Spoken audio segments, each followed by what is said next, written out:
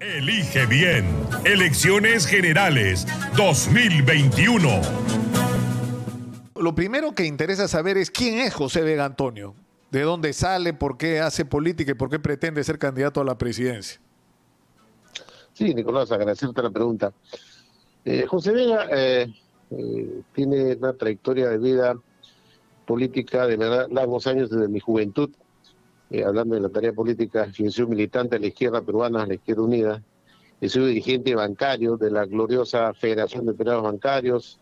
He sido delegado de la CGTP. He hecho una carrera tanto gremial, sindical y política.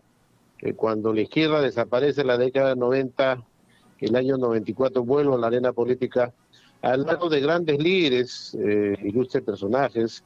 Aquel entonces el embajador Javier Pérez de Cuéllar fue propuesto como candidato nuestro, y en ese objetivo logramos inscribir Unión por el Perú con grandes ciudadanos patriotas como Henry Piz García, Gustavo Momellona, Daniel Estrada Pérez, General Carlos Mauricio, y muchas personalidades con las que tuve la oportunidad de trabajar y ser parte de la fundación de Unión por el Perú. Y desde esa época hemos logrado mantener la vigencia de Unión por el Perú, hemos participado de todos los procesos electorales, hemos tenido algunos momentos importantes, participación protagónica en la vida política del país. En esta oportunidad, después de haber logrado ya en los últimos años tomar la conducción y el liderazgo de Unión por el Perú, en esta oportunidad las bases, los militantes, dirigentes me han dado la oportunidad de representarlos, porque en el acuerdo político con Antauro Humala no hemos logrado la libertad de Antauro, porque era una de las propuestas que podría haber sido candidato en este contexto, pero razones del impedimento de su salida por la condena que hoy sufre, está pues hoy día prácticamente secuestrado por el sistema, porque... Sí. Sí, quisiera que nos detengamos ahí, José, si me permites un momento. Es decir, ¿cómo una organización política de la que fue parte y dirigente principal Javier Pérez de Cuéllar, que es una organización, por las propias características de Javier Pérez de Cuéllar, una organización de centro, conciliadora, ¿no? Termina asociándose con Antauro Humala, que es como la negación, es el otro extremo de lo que es Javier Pérez de Cuéllar? Bueno, tiene una explicación, por cierto. Nosotros, cuando insurge Unión por el Perú en la década del 90, el 95, el embajador Javier Pérez de Cuéllar fue el candidato de unidad, el objetivo de lograr en nuestro país una propuesta que incluyera a todas las fuerzas progresistas, patrióticas, de izquierda, independientes, que podamos lograr una aglutinación en torno a la figura y liderazgo del embajador, y logramos finalmente constituirnos en la segunda fuerza política del país, a pesar del control del gobierno autoritario, dictatorial y corrupto de Fujimori, que tenía todo el control de todos los poderes del Estado. Logramos ser segunda fuerza política, tener 17 parlamentarios, y en ese proceso Unión por el Perú ha pasado varias etapas propiamente de poder ir adecuándose a los contextos de la real política del país, del mundo. En este contexto nosotros tenemos desde el año 2005 algún entendimiento con Antauro. Por cierto, es que Antauro es que nos propone, nos sugiere unirnos también con su hermano, y logramos integrarnos en un proyecto donde primer postular y postuló Ollanta Humala, que al final nos traicionó al hermano, nos traicionó a nosotros, traicionó al país. Claro, que era el año 2011. El año 2011, y luego de ello hemos retomado estas tareas comunes, afines, que tenemos como propuesta patriótica, nacionalista, transformadora para nuestro país, y sobre la base de una propuesta programática política hemos llegado a un entendimiento con Antauro, y luego también con Ricardo Belmo, que dirige el Movimiento Obras, que ha sido 2 periodos alcalde de Lima exitoso. Hemos llegado a un acuerdo en la medida que el país requiere con urgencia. Claro, pero lo que uno no entiende es qué es lo que hay en común entre una persona como Ricardo Belmo, Antauro Humala, que además estuvo coqueteando con Hernando de Soto y termina yendo con ustedes. O sea, ¿qué es lo que los une? ¿Qué es lo que los convierte en un proyecto común? Nos une, en primer lugar, que somos ciudadanos patriotas que queremos enfrentar con responsabilidad histórica en el país el fenómeno de la corrupción y el desgobierno que tiene nuestro país. El fenómeno de la corrupción en nuestro país ha generado hoy día el rechazo a la tarea política de los ciudadanos. Tenemos 6 presidentes procesados, uno solo está condenado, el señor Fujimori, por acto de corrupción y además por delito de lesa humanidad, por asesinatos de muchos compatriotas. Luego tenemos al señor Toledo procesado, al señor Alan García que se ha suicidado por no dar cuenta de la justicia, tenemos al señor Kuczynski, tenemos al señor Ollanta Humala procesado por acto de corrupción, tenemos hoy día al señor Vizcarra, que encabezamos la vacancia en el Parlamento, producto que él tiene investigaciones y un proceso abierto, no solo uno, tiene varios procesos abiertos, y uno de ellos con acusación, con investigación seria de parte fiscal, en la que hay incriminaciones de testigos, tenemos colaboradores, y por lo tanto un presidente deslegitimado, cuestionado moralmente, no podía seguir gobernando el país. Razón por la cual... O sea, ustedes no se arrepienten, no se arrepienten del planteamiento de vacancia, porque la discusión no era si había sospechas sobre que Martín Vizcarra era corrupto o no, sino cómo se iba a procesar la investigación con respecto a él. Y ustedes tomaron, es cierto, la iniciativa de la vacancia. No se arrepienten, o sea, la gente salió a la calle en contra de la vacancia. Bueno, la gente, es verdad, salió a la calle cansado de todo lo que vivía el país, pero no tanto, y además la principal consigna fue cambio en la Constitución, que coincidimos plenamente nosotros. Antauro, Ricardo Belmont y José Vega coinciden en la necesidad histórica del cambio de la Constitución, camino al Bicentenario y la construcción de la Segunda República de nuestro país. Esa es la conciencia básica, y en ese cambio tiene que ver, por ejemplo, el capítulo económico. Claro, ustedes no se arrepienten, ustedes consideran que Martín Vizcarra estuvo bien vacado, punto. Por supuesto, en nuestro país no podemos cederle un centímetro, un milímetro a la corrupción. Este señor está deslegitimado, cuestionado. Este señor no solo a veces le dicen que es mitómano. Mira, hay personas que ya son personas que hacen de la mentira, de la farsa, de pretender con ellos negar, mentir y negar, cuando hay todos los procesos, y además en este proceso principal, por lo cual está hoy día con impedimento de salida, con colaboradores, testigos, corroborados, surreal, accionar que vinculan a actos serios de corrupción. En nuestro país no podemos ir consintiendo decir José Vega Antonio no se considera entonces golpista, que es la etiqueta que le han puesto sus detractores. Bueno, si quieren llamarme golpista, puedo dar golpe certero a quien tiene proceso por corrupción. Y un procesado por corrupción que antes negaba que, por cierto, no debíamos postergar las elecciones, hoy día pretende, de alguna manera, confabulado por el gobierno actual, están buscando de cómo postergar las elecciones. Estas personas descalifican la tarea política, estas personas que tienen procesos serios de responsabilidad, de inmoralidad pública por acto de corrupción, no puede seguir manchando la tarea política en el país. Es el momento de cerrar el paso de la corrupción. Por eso nosotros, en el cambio de la Constitución, planteamos la necesidad en el caso, aunque las encuestas, José, no están siendo amables con ustedes, están bastante abajo, pero digamos, es difícil quererle a las encuestas y sobre todo en un momento como este.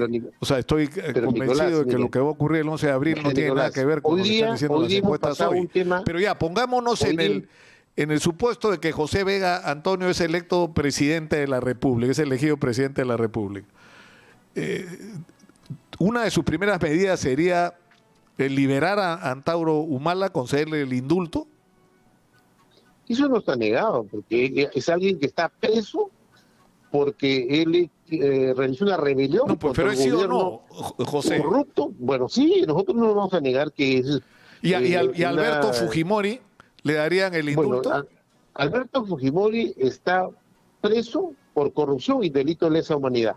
Entonces la situación es totalmente distinta. Él es parte del embrionario de la corrupción en el país, el que embrionó la corrupción. Es el que con Montesinos, la verdad, secuestraron, pervirtieron la corrupción en el país. Son los responsables que han hecho tanto daño que esta tarea política, que no es una profesión, es una vocación, pasión, el deber de servir. Estos señores denigraron la tarea política y por lo tanto ese señor está preso, reitero, por delito de lesa humanidad, por asesinato y además por corrupto, por ladrón. Entonces, por supuesto, de ninguna manera podríamos equiparar que el indulto sea igual que la que puede ser en el caso de Antauro, que está preso porque él enfrentó a los corruptos como Toledo y Kuczynski, En ese momento todos sabíamos que tenía un gobierno ya indicios claros de corrupción. Y eso está corroborado, ratificado, la historia le da la razón. José, ustedes, entre las propuestas de modificación constitucional, lo que están proponiendo es la aplicación de la pena de muerte para los casos de corrupción.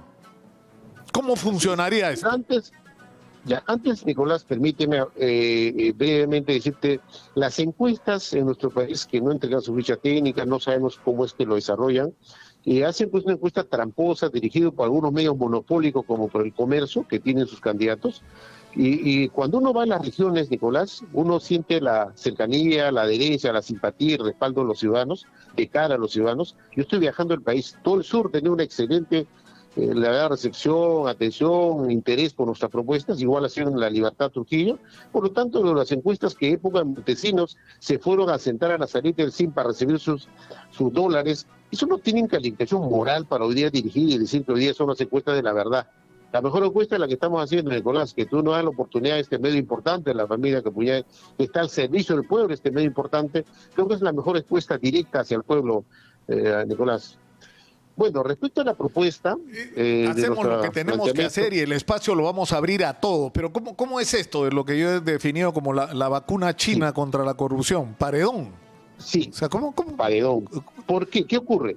Nuestro país, no solo tomando en cuenta de estas 3 décadas, de estos 6 presidentes procesados por procesos graves vinculados a corrupción, es que la ciudadanía, los compatriotas no aceptan en nuestro país que siga nuestro país de esta manera, o sea, seamos cómplices o blindar la corrupción, como muchos los han hecho en el Parlamento, por ejemplo, cuando se hizo la vacancia por corrupción al señor Vizcarra. Hoy día nosotros consideramos que no es el único país donde se aplicaría. Tenemos la China, Unión Soviética, Estados Unidos, tenemos Singapur, tenemos Japón, donde se aplica la pena de muerte, y otros países del mundo. Pero en nuestro país ya no hay mecanismo, forma de frenar para actos de corrupción en nuestro país. Presidentes vinculados a corrupción, altos funcionarios, ministros, gobernadores, alcaldes, que se llevan millones de soles de la carga del Estado. Eso va a ser una masacre, José. Mira, ahora, por Nicolás, ejemplo, en el caso de Martín Vizcarra, ¿se aplicaría? O sea, ¿Martín Vizcarra sería fusilado en un eventual gobierno? Sería lo ideal que sea fusilado. Una vez corroborado y comprobado que sea sentenciado, sea fusilado después de un debido proceso. Sería lo ideal. Y lo seguro que la absoluta mayoría de la población lo aprobaría. Pero en este proceso, ¿por qué nosotros queremos restablecer la pena de muerte en el país? En el artículo 140 se debe incluir por acto de corrupción, procesarlos por traición a la patria, y de esa manera ejecutar y plantear la necesidad de la pena de muerte. O sea, no tenemos otra salida. Claro, y luego también para los violadores menores. Lo que ustedes dicen es que hay que incorporar el delito de corrupción como traición a la patria y por lo tanto como una de las excepciones que establece la Constitución para aplicar la pena de muerte. Ustedes dicen agregar ahí corrupción y por lo tanto pena de muerte para los corruptos. Exactamente, así es. Esa es la modificación que queremos plantear en cambio en la Constitución. Y eso permitiría una vacuna que permite en el país, por lo menos, aquel que quiera meter uñas al Estado lo pensará 2 veces, porque sabe que va a ir al paredón. O sea, nada los atemoriza. Muchos presidentes regionales, exgobernadores regionales, están procesados o presos. Es triste. Muchos alcaldes procesados y presos. Y otros buscando como Vizcarra la inmunidad para salvarse ir presos. Entonces, por eso que hay que poner coto y cerrar el paso de la corrupción. Exitosa. Creo que es el único camino que nos queda y la aprobación de la población mayoritaria.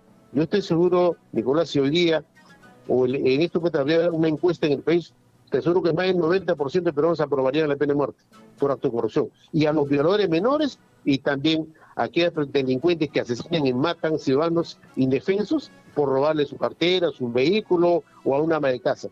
Y aquellas personas que no tienen respeto por la vida, también, por supuesto, es necesario también aplicarle para poner coto también a la violencia criminal organizada en nuestro país, que es otro flagelo grave también que nos ataca en los últimos tiempos en el país. Ustedes, en la alianza con Antauro Humala, ¿cómo queda el tema programático en relación, por ejemplo, a la minería? Porque Antauro es una especie de neovelasquismo, o sea, representa una especie porque él reivindica al velasquismo. O sea, ¿qué van a hacer ustedes? ¿Restatizarlo todo? Eso es parte de la, Bueno, nosotros de la le reforma llamamos, constitucional que ustedes proponen. nosotros planteamos la necesidad de patriotizar. Hay empresas estratégicas que es importante tenga participación del Estado. En el mundo, cualquier gobierno exitoso, cualquier país vecino con el mundo, tienen que las empresas estratégicas participen del Estado. Nosotros planteamos, por ejemplo, la Telefónica, que nos tiene una deuda millonaria. Patriotizamos y la empresa privada nacional participa, por decirlo, con un 70% de acciones y el 30% del Estado. Y de esa manera logramos que estas empresas puedan no solo darle el servicio calidad óptimo, todo lo demás, pero también... O sea, no sería, lo que proponen no es convertirlas en empresas públicas, sino convertirlas en empresas mixtas, por lo que entiendo. Por supuesto, ese es el objetivo de nuestra propuesta. Y el Estado participa, no solo como ahora la Constitución le limita solo subsidiariamente, no, participa en la inversión y promueve la inversión. Y otras empresas estratégicas también. Y por eso es importante que esta modificación de la Constitución nos permita que el Estado vuelva a tener un rol protagónico, promoviendo, pero también invirtiendo, y por cierto, teniendo control respecto también a diferentes temas como hoy día, por ejemplo, en nuestro país. Y hay que decirlo, hay un monopolio total y absoluto de determinados grupos de poder que tienen todo el control monopólico de los medios de información, medios de comunicación. La propia Constitución dice que no puede haber, pues, un proceso de dominio de la naturaleza que hoy existe. No, ya hay un dominio total y ellos se dan el lujo de decir, sacamos presidentes. ¿Y cómo pretenden corregir ustedes ese estado de cosas? Nosotros consideramos que eso hay que regular con una ley, o sea, no puede haber un monopolio y eso lo establece la Constitución, pues debe ser más rígido. No puede haber monopolio en medios de información, de tal manera como hoy día inclusive han sido cómplices en muchos casos de acto de corrupción que ha hecho, por ejemplo, esta empresa Odebrecht, con Grupo Grande y otros, en los cuales los medios de comunicación han servido como medios de desinformación, de ocultación y de tener denunciar. Pero en términos prácticos, ¿cómo funcionaría? Bueno, es decir, por ejemplo, el Grupo del Comercio no podría tener prensa escrita, cable y señal abierta. Bueno, a lo que se suma ahora el tema de las redes puede sociales. Tener uno, claro, hay que limitarle, puede tener algunos medios, pero de ninguna manera un monopolio, control total de todos los medios de información. Eso es un tema que hace daño, eso no ocurre en ningún país del mundo, solo nos ocurre a nosotros. Tienen control de los medios, tienen el poder económico de lado, tienen los banqueros, o sea, tienen el monopolio total. Y de esa manera, ellos con la información, desinformación, hacen lo que quieren y pueden hoy día en las encuestas tramposas tener candidatos como el señor Forsyth, que por cierto, como todo joven, respetable, pero que no tiene ni idea, porque cuando ha sido alcalde, ¿qué gestión de éxito ha tenido en la institución, eficiencia de resultado como alcalde, como autoridad? Ningún resultado, salvo que ha metido palo pues, a los arrinconados, los ambulantes, que se les buscan la vida todos los días. Pero en ejecución de gastos fracasó. El resultado de gestión negativo. Entonces, como él, hay muchos otros candidatos que, por cierto, no tienen pergaminos de una trayectoria democrática, política, experiencia, como para decir que están promovidos por estos medios que tienen pues el control monopólico y de esta manera tratan de digitarnos al pueblo los candidatos que son de su simpatía o que van a defender sus intereses, o como la señora Keiko, que recibe $3.650.000 del Banco Crédito, y otras empresas 2 millones, 3 millones. Esa señora, ¿a quién va a servir? A los grupos de poder. O sea, ya compran en paquete combo candidatos y bancada. Y el país y la población, por cierto, dejado de lado porque no van a hacer ninguna reforma, ningún cambio que permita aliviar los graves problemas que le afligen al país, tema económico, laboral, el tema la salud pública, el tema de educación, porque están en defender a esos grupos de poder que le han financiado sus campañas. Esa es la realidad que vive en nuestro país y eso es visible y tampoco tiene ninguna sanción. ¿Y cuál es la posición? ¿Cuál es el planteamiento de ustedes frente al tema de los venezolanos? ¿Es la misma posición que la de Ricardo Belmont?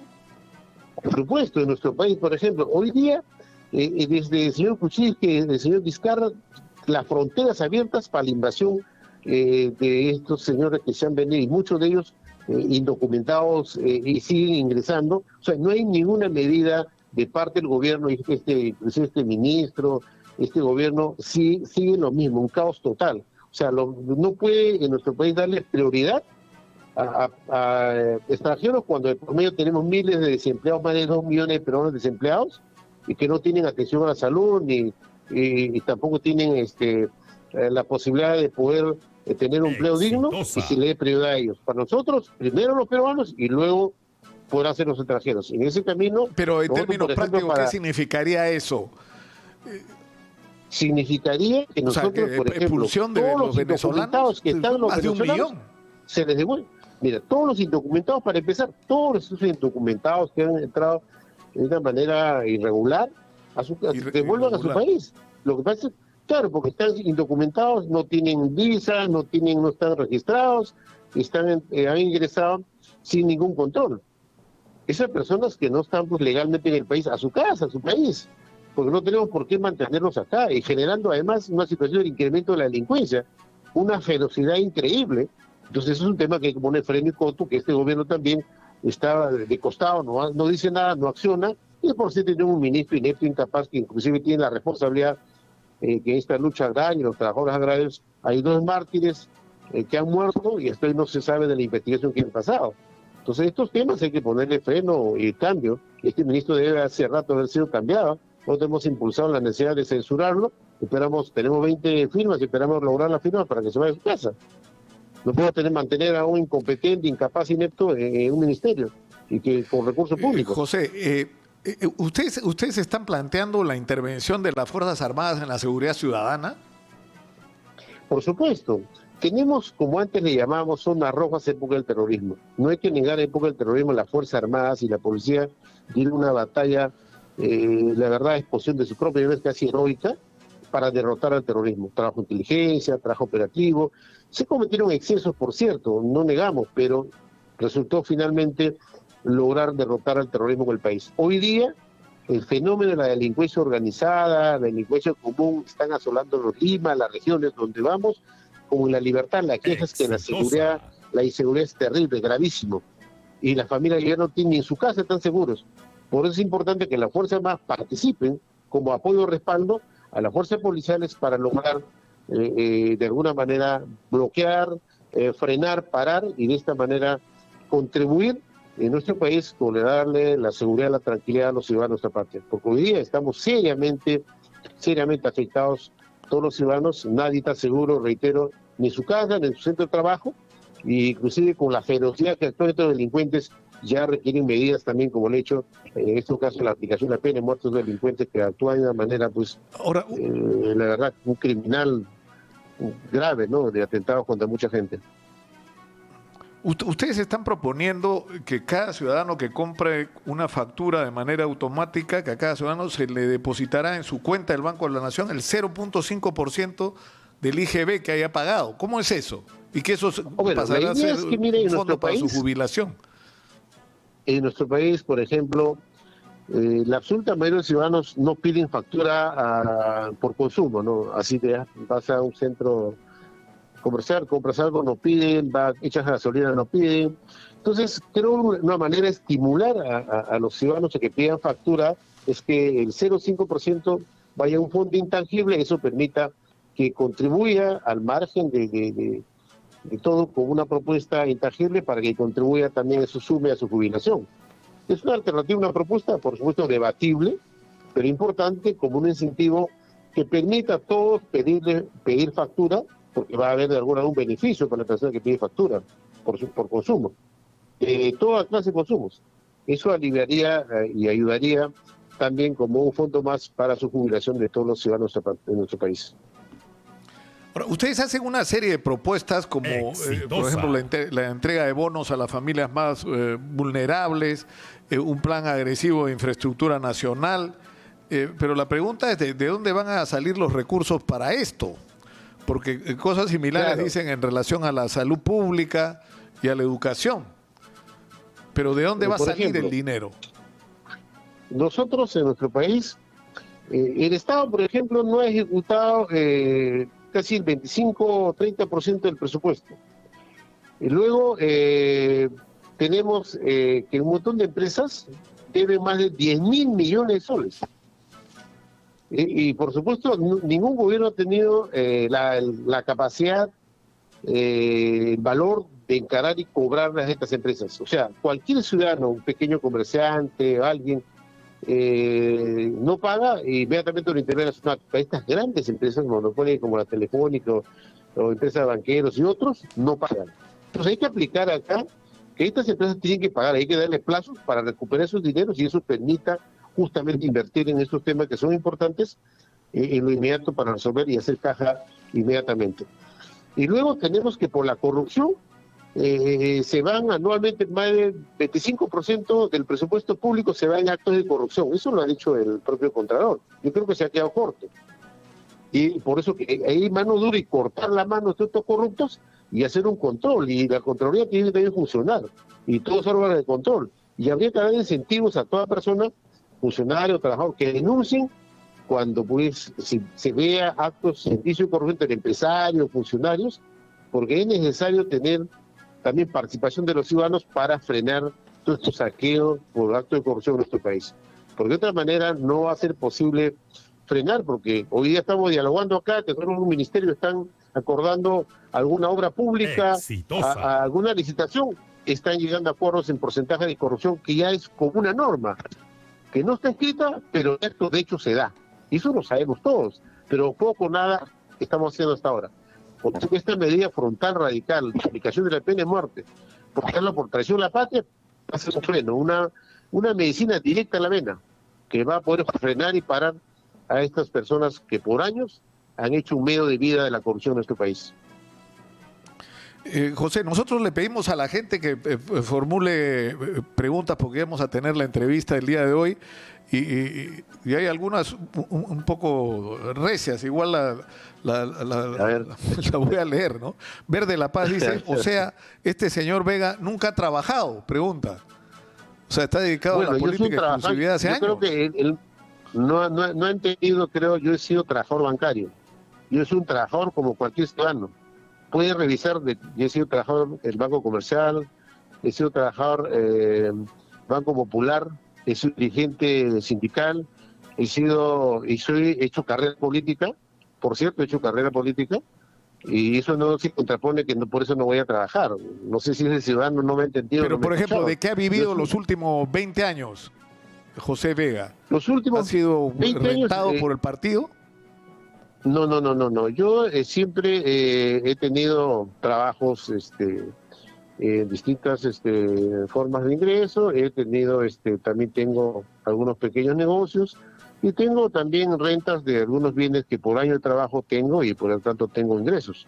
Soy una persona como cualquier mortal que trabajó toda una vida y hice algún pequeño ahorro para vivir. Soy un trabajador digno como muchos los trabajadores de nuestro país y por eso que no tengo rabo paja, puedo tranquilamente denunciar, puedo emplazar a un presidente corrupto, no tengo rabo paja, no tengo a qué temer. O sea, no me tienen... Ahora, Marco Castillo, entonces, José, Marco Castillo nos escribe y no piensa lo mismo, porque dice, preso debe estar este corrupto, le dice, ¿no? Porque es parte de los cuellos blancos. O sea, y lo asocia al señor Camayo, ¿no? Sí, ya, escúcheme, al señor Camayo lo conozco años, es un empresario. Que si él tuvo alguna vinculación por algunos problemas que tuvo con Xiomara Nostroza, a quien yo conocí y alguna vez me grabaron porque tuve 2 conversaciones, conversar o que me invitaron un almuerzo en la casa de Camayo, a mí no me hace ladrón. Yo no he robado, yo no soy como algunos grupos ligados a Graña, a esta empresa, o Odebrecht, trincaron con pactos para robar recursos públicos. Yo no he robado un solo al Estado. Yo he conversado temas inocuos, o he almorzado en la casa de algún amigo porque es una reunión social. De eso no está en nuestro país, no está proscrito en las reuniones. Lo que debemos perseguir es no a los que conversaron, cosas inocuas, a los que almorzaron como cualquier ciudadano va a una reunión, a los que robaron, a los ladrones que asaltaron al país, señor. Yo no tengo rabo paja, porque con ese tema me hicieron una campaña gratuita para pretender enlodar, mancharme, como dicen, ¿no? No han logrado, porque quienes me manchan, ellos están, muchos de ellos, dueños de algunos medios, están con la soga hasta el cuello por acto de corrupción. Yo no. O sea, a mí no me han... Edwin Franco pregunta si José Vega paga impuestos. Por supuesto que sí. Yo tengo, de lo que tengo, mis ingresos, pago mis impuestos. Por supuesto que sí. Ahora, hay otro, Alex Quiñones es bien recio, ¿eh? Lo voy a leer porque yo creo que hay que, o sea, la gente está erizada, José, y hay que respetar No, eso yo y lo hay que sé. tener correa. Y hay que Alex responderle Quiñones dice, contundentemente también. Vega se robó UPP, que es el partido de Pérez de Cuellar. Hay que fusilarlo, dice, por delincuente político. No, yo creo que es un respetable, pintoresco, gracioso, ¿no? Que está haciendo opinión, porque yo he hecho carrera política en Unión, pero he sido primer dirigente distrital de San Juan y Ancho, he sido secretario general de Lima, secretario regional, secretario nacional y luego líder de UPP. O sea, probablemente su ignorancia no permite cómo se hace carrera política. Y yo tengo esta tarea por vocación, pasión, el deber de servir. Yo no me he servido del Estado. Yo no me he corrompido. ¿Qué van a hacer, ¿qué van a hacer con el gas? Preguntan acá en las redes. ¿Qué va a hacer Unión por el Perú si llega al gobierno con el tema del gas? 45, 50, 60, 70, 80 soles puede llegar a costar un balón de gas. Sí. En nuestro país, mire, actualmente tenemos un grave problema con el tema del gas, porque nuestro gas, inclusive teniendo gas de camisea, no es que la región donde nace la riqueza no se beneficia. Es necesario revisar esos contratos entreguistas y traidores que hicieron soportar algunos gobiernos una vez del cambio de la Constitución, para lograr que en nuestro país tenga que haber, en primer lugar, gas para los peruanos. O sea, no podemos permitir que compremos el gas más caro del mundo, cuando, por citar un ejemplo de un país vecino, Bolivia, el gas es más barato que el nuestro. Y nosotros producimos gas. Aquí hay que patriotizar a estas empresas revisando esos contratos de traidores, entreguistas, lesivos a los intereses del país. Para de esa manera abarcar los costos del gas en nuestro país. Acá tengo una última pregunta antes de entrar al ping-pong, que ya le vamos a explicar a José en qué consiste. Pero acá me preguntan si la justicia encontrara responsabilidad en corrupción en Edgar Alarcón, ¿lo fusilarían? Nosotros no nos casamos con nadie. Si el señor Alarcón es encontrado o lo sentencian por acto de corrupción, para todos, la ley es para todos. Acá nadie se va a beneficiar y nadie se va a favorecer. La ley se aplica para todos por igual, de raíz baja. O sea, nosotros no es que porque el señor Alarcón haya sido parlamentario en esta oportunidad con nosotros, tenga que ser salvarse de esta aplicación de esta medida dura, frontal y radical. No, es decir, como por lo cual se queremos dice cambiar la el país. expresión política se ha vuelto popular, no lo blindaría. De ninguna manera, no blindamos a nadie que esté vinculado manchando sus manos de acto de corrupción, a nadie. Así como Antauro dice, tampoco José, blindaría a su hermano por acto de corrupción, nosotros no blindamos a nadie que esté más cercano a nosotros por acto de corrupción. Vamos a terminar la entrevista con una especie de ping-pong, José. Yo le digo una palabra o un nombre y usted me responde lo primero que le venga a la cabeza, sin pensar. Respuesta automática. Sin meditar. César Inostroza. César Inostroza, un juez comprometido a autocorrupción. Yo pensé que dudaba, o sea, no iba a decir amigo. No, amigo no era. No. Antonio Camayo. No, Antonio Camayo, un empresario ingenuo, ¿no?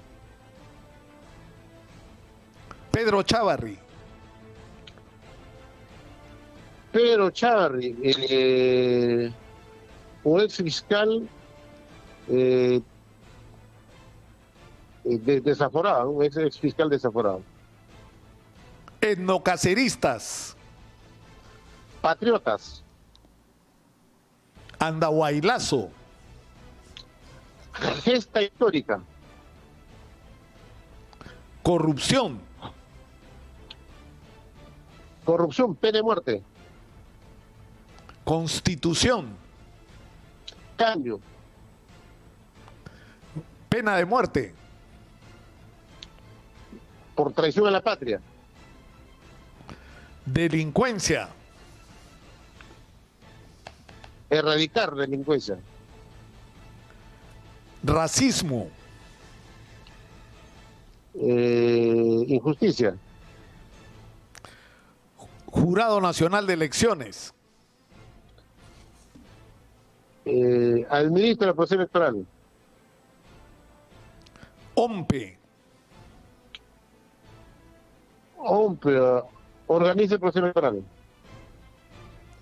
Matrimonio homosexual. Es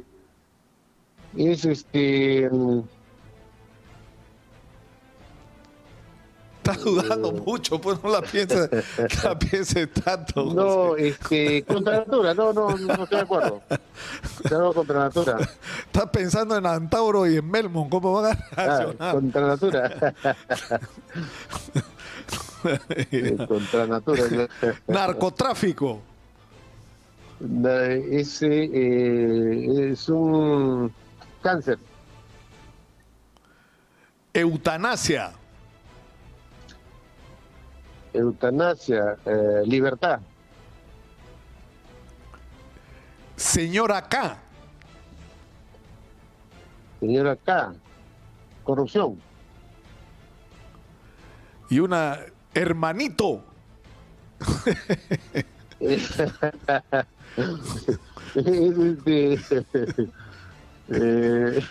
Decirle, es algo.